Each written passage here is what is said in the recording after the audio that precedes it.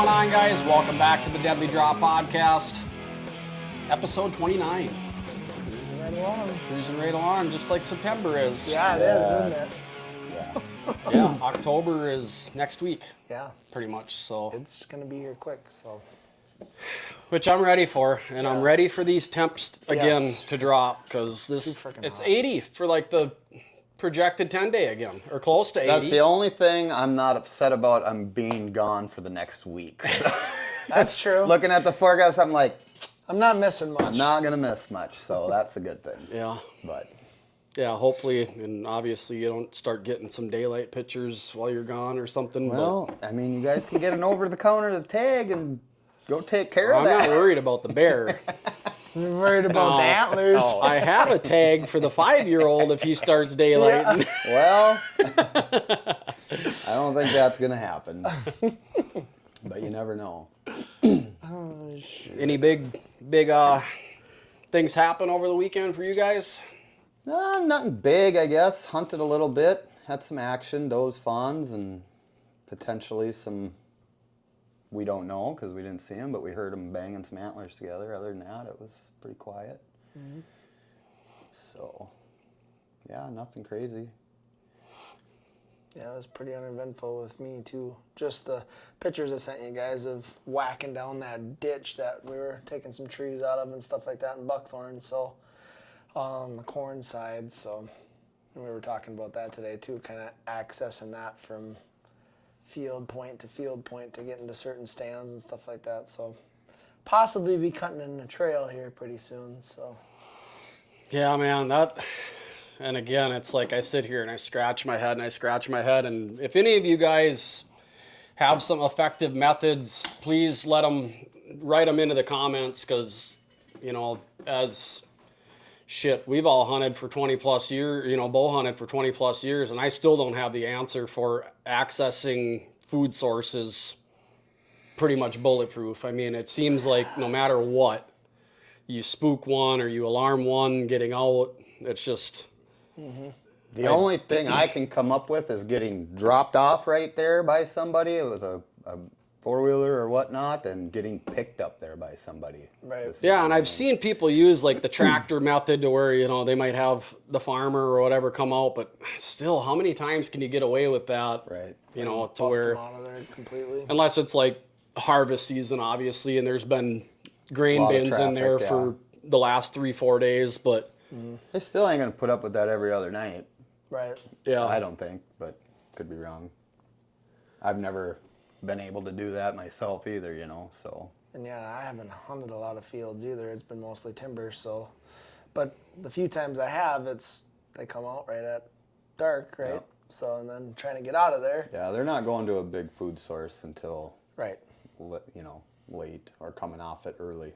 yeah, and I was hunting some public that butted up to a private bean field, so obviously I knew where their destination food was going to be, so setting up a ways back off of that bean field on, some trail activity.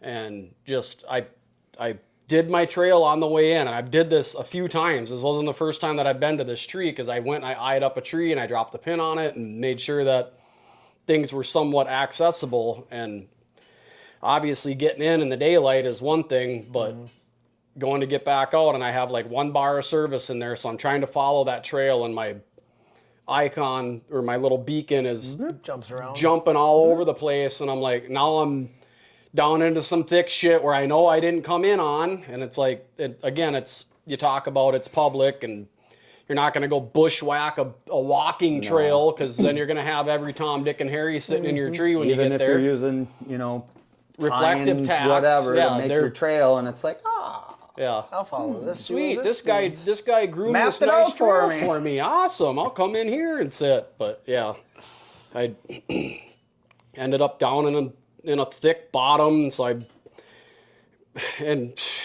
just I had my pole saw with me and shit, and my platform strap came loose, so the metal buckle was fucking clanging off of that, and it was Sounds just about like, typical, oh huh? man. The whole time, all I'm thinking is, every deer out in them beans hears something going on in here. Yeah. And it's like, how do you how do you do it? I mean, aside of getting dropped in Right. by a big drone or something like that, how do you successfully access in and out? Or you just don't hunt it until more of a prime time where there's more, hopefully, does and Right, but heat I'm or- thinking beans, which Right, beans are going I to be know, getting on taken food, off they'll be here. gone. I would Right. think by this next week it looks like the perfect time to get in and take beans off. Yeah. So they're probably not going to be there for the foreseeable future. All the leaves are gone. So I don't know. It's just, and it was the first time I hunted it, and it's probably going to be the last time I hunted it for a while now, because it's like, how many times do you want to go in and Bust them out. Yeah. educate them even further? The good thing is the one deer that I'm kind of focusing on over there was, to my knowledge, nowhere in sight. There was a few other smaller bucks and stuff through the little openings that I did have to glass out into them beans that I saw, but I didn't see him. So whether he moved on or was he back in there further, just kind of waiting and still heard me, I don't know. So it's frustrating to say the least. It's one thing and like we talked about today with your guys' farm, or on private, you could get in there in the spring or over the winter time, and you could Do really something, set yeah. yourself up some nice access trails, which you might get burned on them too if they start using them and stuff, but Right. at least it's a sure shot way out the back door to where you're not having to try and get close to that food source to get back out. But Right. it's I don't know, it's a head scratcher for me. It always has been. Unless I don't know, like we talked about, do you just push in even further to where you're not even within earshot of the food source and hunt that? It's an option if you can, but then you're still trying to get out in the dark, Right. which trying to get out in the dark most of the time, but yeah, it's state land though too. You're at the mercy of not being able to do a lot as far as trimming and cutting but most of them now, they got big paths mowed every state land I've been on. It's like, holy crap. Yeah, and I guess I shouldn't say it's state land. This is like tax forfeit stuff or Right. whatever, but it butts up to some state land. But yeah, I don't know, man. It's like, and every time I try to do it, I find myself just kind of softly cussing my way out, because it's like, I know, I didn't hear any blowing or anything like that, but it's like, That's good though. that Yeah. all it usually takes is even just a stick break, and it's like, oh, full alert. Yep. What's going on over there? And If they're not smelling you, I don't know if Yeah. if it's as big of a scare, as to them just hearing something. You Because could I know probably when get I away was with a getting little bit, maybe. out Saturday night too, they kind of got a little dumb, right? But they didn't start blowing. I had one blow, but I don't know if he was blowing at my scent or if he was just kind of sneeze blow or whatever. Because it wasn't like an alarm blow. It was just like almost like a cough or something like that. I don't know. It's hard to say, but even as it was dark and I was gathering my crap at the base of the tree quick, and I stayed low and was getting out of there, and there was deer just standing 30 yards in the woods from me. I could hear them walking, but they weren't blowing and taking off. So, did I spook them bad? I might have startled them, but I don't think it was enough to scatter them. Right. So. But I'm not going to go back there with that wind, I can tell you that. Yep. That light variable wind, man, it can do way different things than what it's saying. So A lot of twisting and turning Yeah. on you. I don't know. I mean, you just can, thermals sucking one way versus the other. Even on flat land, right? You think you're flat, but I don't know. you can bust them deer once in a while too, and I've noticed that they've come back. Yeah. I guess it all, like you said, it all kind of depends if they smell you or not, right? Yeah. Because you can have the wind in your favor, and you can have, like you said, a stick break or something like that. And they'll blow, and they'll be kind of unsure of it, but they'll sometimes even make their way back too. So But Yeah, and I mean, I guess if a guy has confirmation or as much confirmation as you can about if the deer you're after isn't within earshot, right, or being able to smell you, that's the key factor there. I mean, I think you're always going to have that run in where you bump a doe or a doe and a fawn or something like that, but and younger bucks and stuff, just because they don't really seem to have that keen, like, I'm going to be right here and I'm here for a reason. And then when I come up to this food source, I know I'm going to take this because the wind's in my face. And right now they're just kind of like A to B, but yeah, again, it's just one of them things that I constantly find myself asking, like, what could I be doing different to try and get into some of these areas and some of these spots without.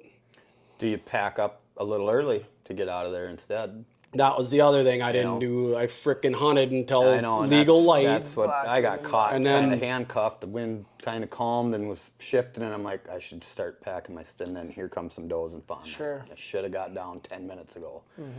But a lot of times too, though, that's when the bigger deer are gonna show up. Is like, you see so many times that dudes are getting that shot literally that last minute of shooting light.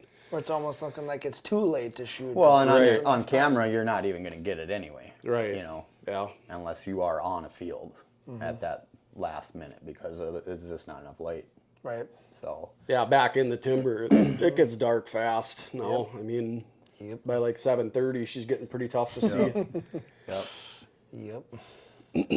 But yeah, that's an option though. Getting out a little earlier. Yeah. That way you're not busting too much. And I've done that in the past, just if you're not seeing anything, and it's one of them, like you said, it could be, or do you wait till he comes in and it's dark, and then you don't know because you can't see him. Yeah, now you're handcuffed up there, and that's a tough situation to be in too. I remember a couple times waiting almost an hour after I was supposed to get down just to make sure that the deer moved on. Yeah, that they were at least away from earshot. But I've thrown frickin' water bottles at does and everything to get them to get out of there so I could get down. And yeah, one of them I literally hit with a water bottle. Right? And, yeah, she frickin' turned and she's like, "The hell is that?" So how much are we scaring them? Right. You know what I mean? It could go both ways. I think if they don't smell you, I think you got a chance. Yeah. Right? It's probably not as big a deal. But they smell you. It's a different story. Yeah. They're doing the old doe blow usually if they're smelling you pretty good and they're not having it. So. Yeah, because there was one time I was going to my tree and I was walking in on my trail and I kind of stopped. I kind of felt like there's something like I kind of turned over my shoulder and there was 2 does just laying bedded by these oak trees, just hanging out. Yep. Of course, I stopped. Yep. Then they got up and they went on. Yep. But then I got set up in my tree and eventually they made their way back around and they came back through. So. Sure. But yeah, there might be something to, as long as they ain't smelling you, that might be something, or heading out a little earlier. But there's a chance where, like you said, if there's a bigger one that's coming through, you're missing that opportunity. But and I've heard some people have brought, like coyote calls and stuff with them too, and tried to blow them off of the field that way too. But again, how often do they hear that?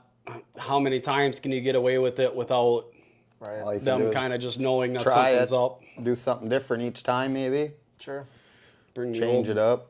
Bring the old Bluetooth speaker and put it about. Is there any stipulation on it, or is that legal? Well, the thing, illegal? As you're hunting, it states you cannot use any electronic device for calling or communicating or. So it could be a gray area. I know you're just trying to scare them off, right? But who knows? It's the DNR. Depends on how they Depends feel. on the guy or who knows. See if they need that quota or. Yeah. No. Yeah. Other than that, I mean, I got that trail carved through there and stuff, and I got that screen up, and it's all pretty thick on the food plot side. I actually successfully got out of there on Saturday night or Friday night, maybe. Yeah. There was a doe and a fawn out eating in the clover, and I was gonna text Christy and tell her to hop on the wheeler and come back there, but I'm like, I'm just going to try and Slip out of here. slip out of there now that I have that screen up. And yeah, I made it out of there. Didn't hear any blowing, didn't hear them take off or anything like that. And so That's good. yeah, had camera confirmation that they were still back there like 15 minutes after I had gotten out of there. So yeah, didn't bust anything there. no, but yeah, doing that and stuff that you're really not familiar with, and Yeah. without being able to cut trails and have a easy going path to slip in and out of, it's just impossible. It seems like. So It's tougher because you're making noise no matter what. yeah, I don't know. Don't have the answer for it, but Don't hunt there. yeah, And that's it. Yeah, kind of one of it's them like, deals, right? It's just maybe not maybe not set the spot, up, right? Yeah. But you don't know until you sit it a few times and see where they're coming from or see what their patterns are too. So I know this. I'm happy I shot my broadheads last week when I was talking about that because, yeah, they weren't on. That's crazy. I couldn't believe it either because weren't those things always they've like pretty always much been on, but I think it was just some old. I just use old broadheads for practice, right? And I think I just had an old broadhead that maybe was bent a little bit or something, but it was dropping 8 inches hard right. And I was like, at 20 yards. I was Wow. like, that ain't good. The old 12-6 curveball. So there. yeah, I had to mess around, but got them all straight. Yeah, I was like, is it hitting something on my rest? I'd shoot my field points, no problem. Switch that broadhead to a different arrow. Well, then that arrow was doing it. So I was like, well, get rid of that broadhead. Got close with some used ones, and then I was like, well, I'm going to have to sacrifice 2 new ones, and did. And yeah, it was just about 2 inches low center, so I'm happy. That's good. But yeah, don't just assume your expandables are shooting where they're supposed to shoot. Any broadhead, Well, don't right, assume. absolutely. But people are always, oh, it's an expandable. They shoot like There's They nothing shoot like there. field That's, points. that's what and- they advertise. Yep. I mean, Yep. Yep. So yeah, I'm glad I did. Or boy, that would have been my luck. Yep. Gut shot. it's got me kind of curious too now because I'm shooting those G5s and their blades don't tuck away like some of them do. Yeah. There's a little bit of There's a always profile little something there, sticking out, right? but it comes with those practice tips, Yeah. but they don't have the They're not blades the on same. them. Right. So it's like, yeah, I wonder if I shouldn't sacrifice 1 or 2 of them and go out and zip some through. You got an old one? Some dull blades or something? No, No. I don't. All of them are new. So yeah, that limited me down to out of my half dozen arrows I had left, only 3 were acceptable for me to shoot with broadheads. Wow. So yeah, Yep. good thing you did. Yeah, for sure. That's why you do it, just in case. I know, and I hadn't done it in a while, so I'm glad I did. It was an eye opener again for. That would have made you sick had that happened. Oh yeah, that wouldn't have been good. But we didn't have to worry about any of that, so. Anyone in the rest of the community of people we talk to, have they been out? Have they been seeing anything? Doesn't or sound have like they- anybody's really been out. I haven't talked to Joe. I know Andy's still bear hunting, I'm sure. Koulis says he hasn't been out yet, so. Polly? Nope, not yet. Everybody's kind of Staying out of the heat. staying out of the heat yet, I mean. Yeah, I tell you though, I mean, deer, like They're last moving, weekend, deer are moving. Well, It another doesn't seem buddy to of be mine just bothering put his them. cameras out, which isn't far from my place. And since he put them out, he's only gotten daylight pictures of all his deer. Really? Now, it's big woods, and there's, their food sources are a quarter mile away one direction or the other. So I don't know if that's more of a home Bedding base, hub, yeah. bedding hub for where he's at, because, yeah, it's like, Boy, what a spot to be. yeah. As long as you can get in and out of there without doing anything. But beating them back in the morning would be probably doable. Right. So, yeah, next weekend when I get home, I'm going to go walk it with him and help him get a bow stand in a spot or 2. So Put a plan together and start bow hunting, so Nice. get after that. yeah, that'll be cool. And you guys can kind of bounce information back and forth. Yeah. And Yeah, See I if was they're- I was kind of shocked to see all the pictures that he's been just overnight into today, they were, well, it wasn't even overnight. It was just from the time he put them out yesterday morning through the afternoon and then this morning. All full day. Yeah.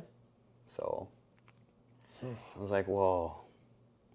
Again, it goes to prove that they're moving. Yep. They're not just hunkered down and bedded up in the swamp. They're moving, just where. Right. So. Yeah, I got another permission piece that I have access to that I got a camera by the edge of a bean field, and even though there's not a leaf left on them beans, them deer are just crushing them things yet. So, and you typically, they don't really touch the pods until like late season when they have to or whatever, but they're still in there just like crazy. Well, even got them hitting that rye seed too yet. Oh man. I put out, so my brother's there, he called me and he's like, hey, we worked up that little area back there just to get because it's like compost almost back there, and they always turn it and work it up. So he's like, if you want to throw something in there, now's the time to do it. I'm like, sweet, I'll swing in Friday or something, and I got some leftover rye seed, I'll bring it over there. Brought it over there, frickin' pouring rain, I'm sowing rye in because I wasn't going to save a quarter of a bucket, so I'm just, whatever, it's obviously getting wet as I'm throwing it, and I was just hand throwing it because it's such a small area. But next morning, frickin' turkeys and deer. I had no idea how much deer liked just seed like that. They're in there like constantly. But yeah, I had 3-4 does in there and a whole flock of turkeys. I'm like, licked her all hey, up. when are you going back over there? Because you need to get them damn deer and turkeys out of there. There's not even going to be anything to grow in there. So he's like, well, if we start bagging, because he does lawn stuff, he's like, I might go back and shake some clippings over the top of it for you, and at least maybe try and deter the turkeys a little bit. But I'll just start scratching at it. Yeah, right. But yeah, I don't really have high hopes of anything really happening there because Surviving after it's such a getting small, I raided. mean, it's maybe twice the size of this room. So nothing. it's not going to take 12 mouths that long to clean that shit up. So especially if they're out there consistent. Well, if they get it before it grows, it's kind of a loss before it starts type of deal, right? Yeah. But So, yeah, we'll see. There is a lot of acorns, though, that fell in there, too. So, maybe benefit of the doubt, that's what they're doing, is snapping up them acorns out of there and not eating their rye seed. But they just, like I say, they've been in there for hours in the morning. So, Just hammering. it's not good. well, you better go get some more seed, Dave. Well, that's what he told me, too. He's like, you probably should have brought like 2 or 3 buckets. I'm like, why? Is it just so they can sit there and might eat as well longer? do it in little increments and keep them coming back. Yeah, Say, I'm out now, what do you want so I me might to have do? to I tried swing to by plant old this Johnny stuff. Boy's house and grab a couple more buckets So from that's him. one He had where a would it be decent amount. considered baiting or destruction of That's what I food was plot? that's what I was gonna ask, because when you think about like bird seed or something like that, that's exactly kind of what some of that stuff Yeah. is. But if you're trying to grow it, put it in the ground, and I would have to Well, say no. It wouldn't be considered baiting. It's That's a how you natural... grow corn too, though. Wow. No, that gets know what I more mean? planted into the ground, There's some gray not area. broadcasted onto the ground. Sir, I wanted a field right here. This 20 by 20 square. This is where I wanted a cornfield. Yeah. You let me know how that works out for you. Yeah, probably not so good. Funny. So yeah, be definitely something to think about over there. Maybe I should have just brought a rake with me or something and tried to cover it too right away. But again, it was pouring rain and I'd say go hit it again yet though, and rake it in maybe. You know, might because have to I mean make a little bit of trip and green, maybe- a little bit of green can go a long ways when later. and you could do rye until what, into October, and still probably As have a long little as the bit of a weather's turnout. like this. Yeah, it'll pop. Yeah, I wouldn't. I wouldn't be shy to plant yet. And it's so freaking cheap per bucket anyway. Yeah. Too. It's like Yeah. I've spent $10 on worse shit. So. Oh, for sure. So yeah, that'll be another little project, is maybe to swing over there and at least get some eyes on it and see Right. how much they've Possibly. devastated it. And Freshen it up a little bit. maybe a guy's got to load the packer up one more time or something, or take a skiddy, have him take a skiddy drive in there over and it, drive yeah. over it a bunch. Yep. That would for sure help. Yep. Yeah. See, just knocking the dust off of everything too, because in even gear, going out the few times we have, there have been some gear changes and updates, and so yeah, Yeah. knocking the rust off. Definitely. Yeah, I'm sincerely thinking about minimalizing my frickin' camera equipment setup for hunting. Dude, my pack last night, I was like, good God, this thing's like freaking bricks in there. It's just dumb. I bet you mine weighs close to 40 pounds when I Yeah. have everything in Should there. almost weigh it and just see. Well, when I went out last night and I took my platform and I wore a saddle and I was going to a hang-on, but I wanted to sit in the saddle and just Get used to it. start using it a little bit, see what I gotta change, right? Because yeah, definitely some things gotta get changed. But I get up there, sweating my ass off. Just, I'm like, water pouring off me. And I'm like, before that, when I was packing my bag at home, all right, well, pack this, pack that. I'm like, God, do I got bow hangers in that stand already or not? Well, I better throw 2 of them in. God, do I got a cushion up there or not? Well, I'll be in my saddle, so I don't need that. Yeah. Ounces are just piling. Well, then I'm as up you there, and go. now I got that new GoPro, and freaking thing, I'd be, bloop, shuts off. I'm like, so I had to go into the menu, and you know how good I am at that shit, right? All right, nope, shut that off, turn it back on. Bloop, goes off again. I'm like, I thought I just fixed that. Nope, and that was about the time you had texted me or whatever, and I'm up there fucking around, and oh, there's deer walking right underneath me. Which day they didn't spook, so that was good. But yeah, I got to do something with, like I was telling you, that I don't know, my bridge. I need longer, I think, to get the pinch off my hips a little bit, or try that other saddle too, see if that sits a little better or what. But Next, we're talking about tether height, you know, Yeah. where that girth hitch is, if it's higher, because he said he had it about like yeah, forehead eye right about height. eye height. That's pretty good, though. Yeah, It should that's be. But- your average spot, but some people put a little lower, or Yeah. some people put a little And I like higher. to be a little more upright, I found. So pull it I up a think little if I higher? get it up a little higher, where I can make my bridge a little higher to where it's not pinching my hips so bad.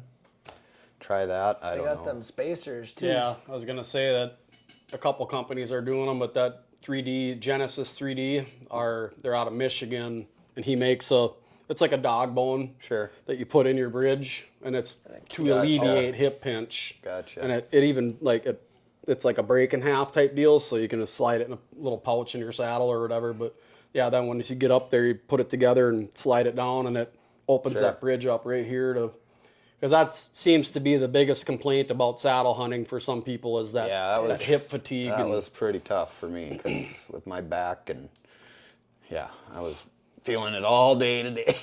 But I'll figure it out. Yep.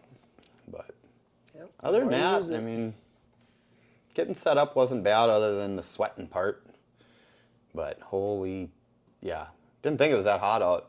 And I dressed light, just a light shirt and put my ghillie suit over it, which is see-through pretty much, you know, but fucking hot. It was hot. Just Glasses were fogged up, water everywhere. yeah, it doesn't help when it's pretty much a dead No calm or a wind. stagnant wind too. It's like, man, that first public set I set when what was it, last Thursday afternoon? Oh my God. Just like what you said, you may as well have just dumped a bucket over my head. And there was no wind at all. So it was like, I sat there with my hat for like 15 minutes, just trying to get my head and my face cooled off. Yeah. And the mosquitoes, oh my God, it was terrible. I was like, why am I doing this shit when it's 80 degrees out? For the love of the hunt, buddy. For the love of the hunt. Yeah. Gotta get in there. Yeah. Gotta get after them. Day one, let's go. Yeah. Why am I doing this again? Yeah, at least you got some observation sits in there though, and kind of seeing what's out there and what's going on too. So Yeah, and like we talk about, you work the bugs out of your set, and you know Yep. your gear switches and your gear changes and stuff, and what you keep, what you should get rid of, stuff like that. Yeah, I learned that new set that I sat last night is pretty much bulletproof with when you got no wind like that, because that thermal comes down off that ridge and all that thick high stuff that's in the pine trees. It's like my scent stayed right over the top of that, because I had all them deer walk downwind to me twice. Nice. They walked down and walked back and Didn't phase them one didn't bit. phase them at all. Nice. Right underneath me where I thought for sure they were gonna Draw right catch in. me, and no. And that's huge too, Yeah. to find that out or to Yeah. figure that out, because like I said, if it's like that consistently, now you have Yep. almost a Well, bulletproof even right spot at to where you can, prime time, it was 0 miles an hour, but it switched to the north from the southwest, and it was still sucking down. right down. Yeah. So as long as I don't know how it'll do later in the year when more foliage falls, you know, that might change then. But for now, more of that prevailing would be coming through. I got a spot to go, and hopefully catch a good one cruising those ridges. So Sure. Nice. yeah. Yeah, I'm seriously thinking about just downsizing for your longer sets or your longer pack-ins, to drop it down to like that pocket razor arm that Lone Wolf has, and a phone Sure. for the recording part, and then your little action camera. And then for like hang on or permanent sets, you know, bring the big stuff obviously, but or like double sets, bring the big stuff. But that frickin', I mean, this camera, and depending on what lens I bring and that arm, it's almost 12 pounds altogether. So it's like, that's a So lot that's of, why these guys are all saddle hunting and packing light, because they got all this extra camera gear that they're bringing too, right? well, that, and a lot of them guys, that's what they're doing. They're just running their phones and whatever. But you know, it's nice to get, you know, it all depends on what you're trying to do with your video. You know what I mean? If you're trying to tell a story and you're trying to piece it all together, it's nice to have good quality stuff. If you're literally just, this is what I'm doing, A to B, then, you know, and getting it on camera to be able to rewatch, you know, anytime you film it is awesome, because especially if the shot is in question or playback. anything like that, it's like, even if it's on a phone, it's like, if you could sit there and watch where that Luminoc is disappearing at, that's a huge like last year with mine, like when we went to your house and sat there and we watched it on my computer over and over and over again, it's like, okay, you know, I'm gonna give them overnight or whatever. So Yeah, it is a huge factor, because your brain can't. It happens so fast. Right? You just. how you many can say times? it's a perfect shot. Exactly, And, how many and times it might have- have even looked like it until you Right. see them twist that much, or you know, split stuff you don't second. realize that happened in the middle of the shot. Or a one long. How many times have you seen a one long where them things will go a freaking mile if you get after it right away? You know what I mean? It's like, you never know how long they'll live with one lung. They So can go a ways. Long ways. I mean, I shot that one. It was one lung and cut a fair amount of the heart. Now, it didn't penetrate the heart, but it sliced it a big slice, and that thing went, what, 400 yards? yeah, it was a ways. You know? Dang. So, yeah, you never know. It's good to have that. But yeah, I'm kind of considering that. It's just, again, $300 for a different camera arm, and the phone thing. I've been tossing around getting a different phone now for quite a while, because mine is getting old and tired, and it's always full, and I can't even do the updates on it because it's full, and it's like I'm about ready to send it to the scrap yard. So Those little bastards aren't cheap either.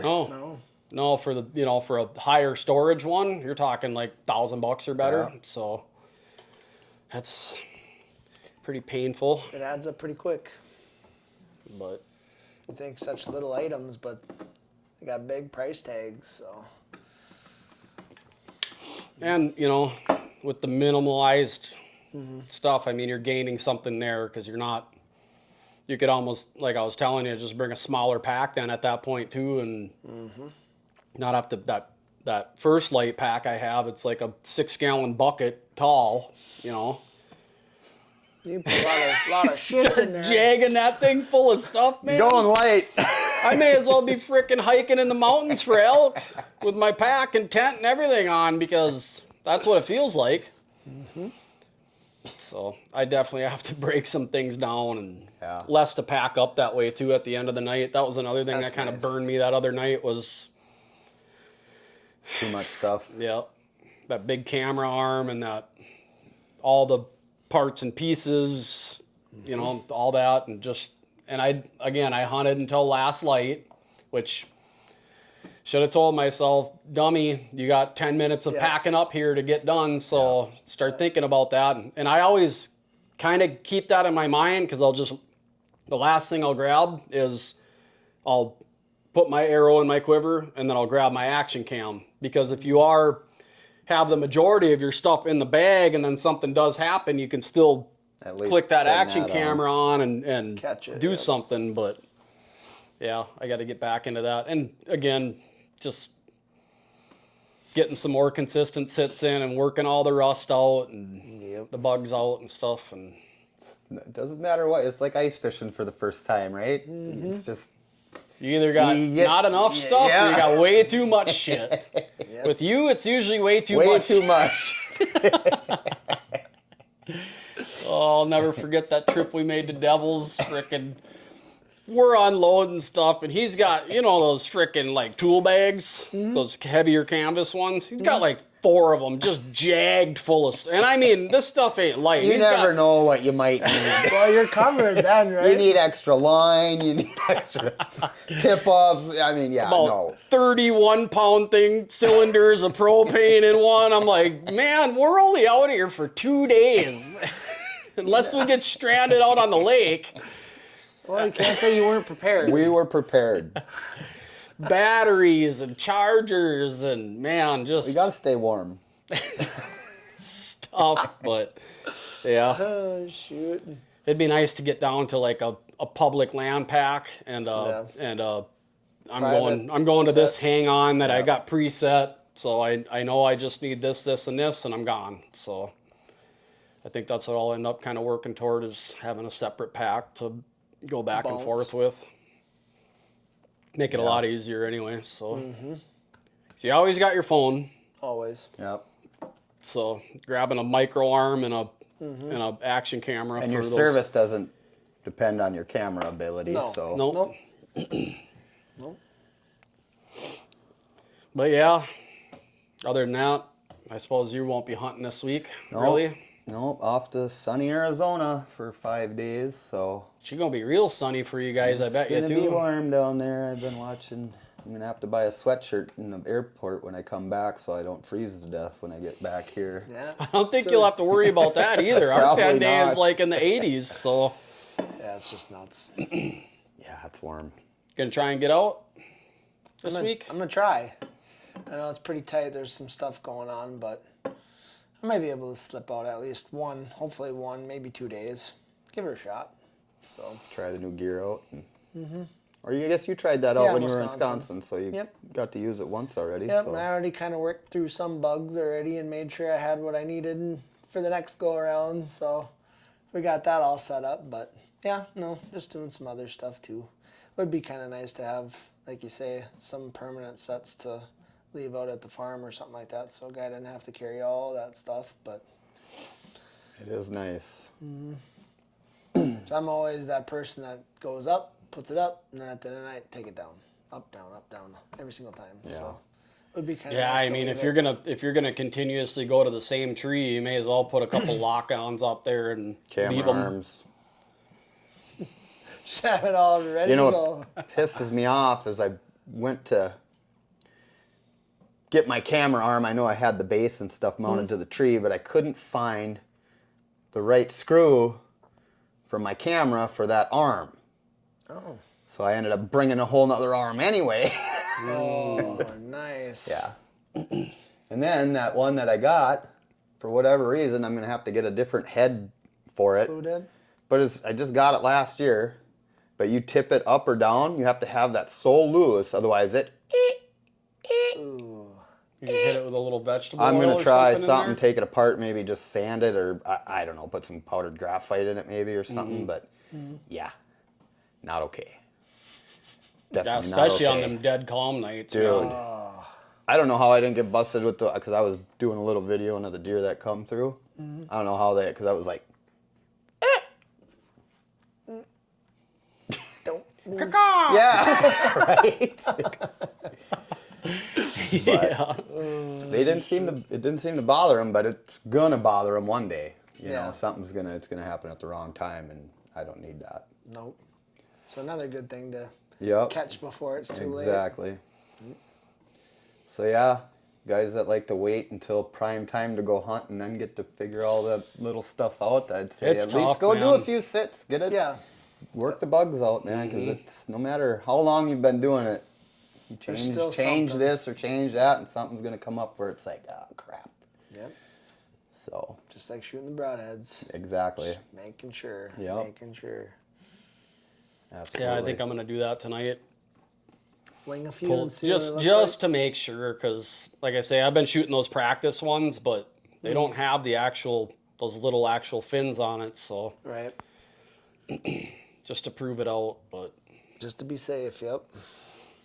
because man, that would suck. Moment of truth, and Well, and you had shot that last year, didn't you? From G5s, and they flew the way they were supposed to, right? yep. But So did mine. But yeah. yeah, I was Yeah. when he brings that up today, it's like now it's Yeah. got me thinking like, well, what if I? Got It was one really that's doing bothering me. that, I or was what like- if I got a couple that are doing that, you know? It It's was like, really messing with my mind because I've always just, Yeah. you know, Yep. and killed deer, no problems. And then I was like, oh crap, what am I gonna have to do? Is it my bow? Is it, you know, you just start going through all this crap, and then I realized it was more my arrows and broadheads, whatever was going on. I wonder what there. changed from when they were flying good. I don't know if like the tip was, I spun them, they all look straight, but I don't know. I know the one feather, my one fletch come loose a little bit that I didn't notice. Oh, sure. But it was, yeah, it was weird. Yeah. Because that'll mess some stuff up too. Yeah, good to do, good to know now and not later. Right. So wounded deer. You don't Yeah, want to find don't out that need way. No, exactly. for sure. But no, yeah. Another thing is possibly shifting these drops to Thursday. So I think we're gonna try and get, if it works with everybody's schedule, try and get to shooting Tuesday nights a little bit more consistently, and that'll give be a me a problem for day, me. give me a day to edit or whatever. But so these drops might be shifting over to Thursday. It'll be Wednesday this week, but after that it'll probably be shifting over to Thursday. You know, unless I can, if they're real quick ones or simple ones or whatever that don't take a lot, then I'll do it the day after. But if it's something where I got to mess with them and do a lot of editing with, then it'll be Thursday drops. So, Sure. but other than that, I think we're pretty much just rambling at this point. So, Yeah, I don't got a whole lot. Bears are more abundant now, not during the daylight yet. So that's hopefully, I got a buddy coming to tend the bear bait for me while I'm gone. So Nice.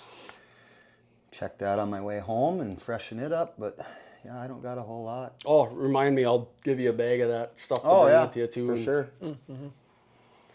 Take her with you and Yeah, they burn seem it up. to like that stuff. So keep mixing it. in Yeah, with I'm whatever not. I got. I'm not gonna. No, It would be until after season to where I was using it, and it'll just be getting mice and stuff in it and in the garage, unless I put it in a barrel or something. and Sure. It's not really that big of a deal to me. So, but yeah, other than that, thank you to our partners and sponsors. Thank you guys for checking out these episodes, and we will catch you next week. Go on.